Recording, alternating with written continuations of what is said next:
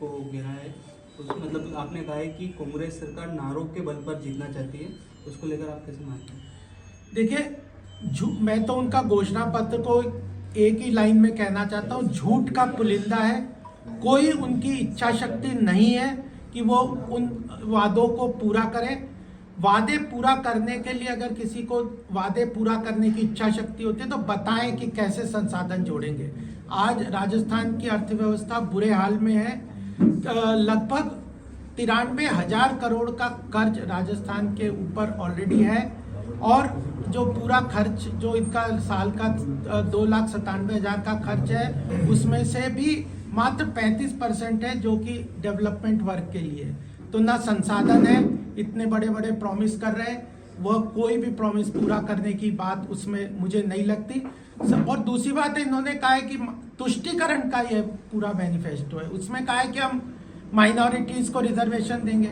हमारा संविधान में धर्म आधारित जो है वह रिजर्वेशन का परमिशन ही नहीं देता, तो ये तो असंवैधानिक बात है। तो पूरी तरह से लगता है कि यह झूठ की बात है।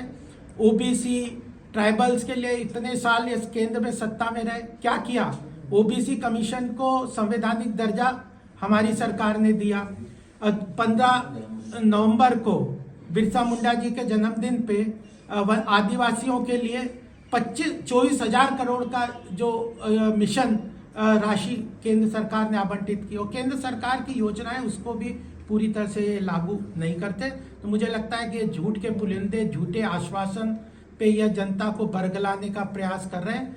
यह कुछ पूरा नहीं करना, इसको राजस्थान को ये एटीएम बनाना चाहते हैं अपने भ्रष्टाचार के लिए। अपने जो इलेक्शन के लिए पैसा, जो 2024 में अगर लड़ना है तो पैसा चाहिए, तो उसको भ्रष्टाचार का केंद्र बनाना चाहते हैं। अगर करना होता तो 5 साल में महिला उत्पीड़न पे काम करते, भ्रष्टाचार को खत्म करने का काम करते। लाल डायरी का नाम सुनते ही ऐसे रूह कब्ज हो जाती है और भागने लगते हैं, प्रश्नों के जवाब नहीं दे पाते। तो यह अराजकता, भ्रष्टाचार, तुष्टीकरण और लोगों को बरगलाने वाली सरकार है। इसको लोगों ने मन बना लिया है कि यहाँ से इस बार हटा के डबल इंजन की भारतीय जनता पार्टी की सरकार को यहाँ पे समर्थन देंगे। जैसा कि बताया जा रहा है कि भाजपा की सरकार बनने वाली है, तो कितनी सीटें निकल सकती है, आपको क्या लगता है? देखिए, उसका आकलन तो जनता के जो फाइनल वोटिंग होगा उसके बाद ही होगा, लेकिन पूरी तरह से हम आश्वस्त हैं कि बहुत अच्छी मेजॉरिटी के साथ हम इस बार यहाँ पे सरकार बनाने वाले हैं। एक बदलाव की आंधी यहाँ पे चल रही है। जिस तरह से हमारे जो केंद्रीय नेतृत्व, प्रदेश के नेतृत्व के लोगों के लिए रोड शो में विशाल उत्साह के साथ जनता का जमावड़ा हो रहा है और रैलीज में आ रहे हैं, तो हर जगह पे मैं तो लगभग 7-8 जिले में, क्योंकि उदयपुर संभाग का काम मेरे पास है, तो मैं सभी जिलों में यहाँ पे गया हूँ और मैंने देखा है कि जगह जगह गांव-गांव में बड़े उत्साह से भारतीय जनता पार्टी के प्रति लोगों का स्नेह है, और मोदी जी के प्रति जो लोगों का सम्मान और स्नेह है वो अपने आप में मोदी गारंटी के रूप में लोगों को स्वीकार्य हो रहा है। पहले मुख्यमंत्री जी अशोक गहलोत ने 10 गारंटियां दी, उसके बाद में मोदी जी की गारंटी आई है, तो उस गारंटी को आप किस तरह देखते हैं? नहीं, हम तो गारंटी के बगैर भी काम करते हैं। ऐसे मैं कई अनेकों उदाहरण आपको दे दूंगा जो कि पहले हमारे मैनिफेस्टो में कोई ऐसी गारंटी नहीं है। एक एक योजना, अगर उज्ज्वला योजना है, स्वच्छ भारत अभियान है, प्रधानमंत्री आवास योजना है, जनधन अकाउंट योजना है,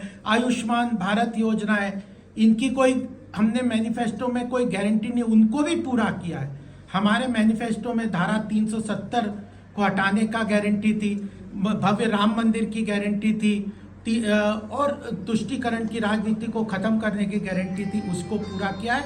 तो हम पूरी तरह से वचनबद्ध हैं, संकल्प पत्र हरदम लेके आते हैं और अक्षरशः बुलेट पॉइंट के अनुसार उनको पूरा करते हैं। और कांग्रेस ने जिन जिन प्रदेशों में, चाहे कर्नाटक को अभी जीते हैं, हिमाचल उसके पहले जीते हैं, उसके पिछली बार मध्य प्रदेश में सत्ता में थे, और राजस्थान में भी, आप बताओ ना पिछले बार वाले कौन कौन से वादे आपने पूरे किए? कोई वादे पूरे नहीं किए। आप प्रतापगढ़ विधानसभा में हो, यहाँ क्या स्थिति दिखती है आपको? यहाँ कांग्रेस और जो 3 पार्टियां हैं यहाँ पर त्रिकोणीय संघर्ष है, आपको इसको आप किस तरह? देखिए, इसके बारे में प्रधानमंत्री जी ने बहुत स्पष्ट रूप से कहा है कि ये अशोक गहलोत जो अपने आप को जादूगर कहने का में बहुत खुशी महसूस करते हैं, वह उनके ही सब लोग पार्टियां हैं जो अलग अलग तरीके से उनका स्ट्रेटेजिक मूव की तरह से है। जनता उनके बहकावे में आने वाले नहीं है। जनता को स्पष्ट रूप से डबल इंजन की सरकार को समर्थन देना है, उसी में उसका लाभ है। वह उस बात को स्वीकार कर रही है।